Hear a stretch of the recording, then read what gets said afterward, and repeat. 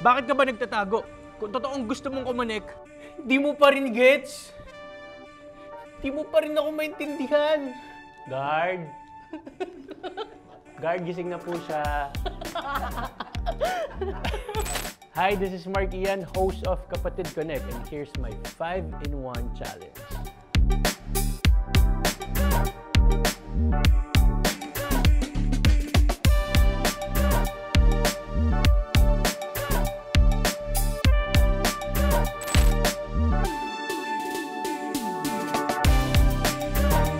Paano maging masaya? 5 tips. Sige. Number 1, never stress sa opinion ng ibang tao because hindi magmamatter yon because those are out of your control. Control what you can control, which is yourself. Number 2, magpakatotoo ka para maging masaya ka. Wala kang ipiplease na iba kundi ang sarili mo dahil walang ibang magiging masaya para sa'yo. Kundi sarili mo, of course, ikaw magpapasaya.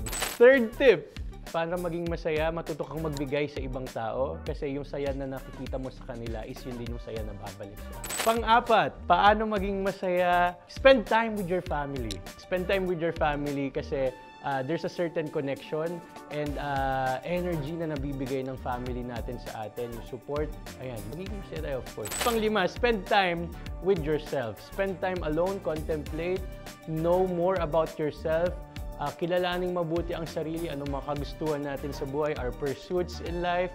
From there, along the way, magiging masaya tayo.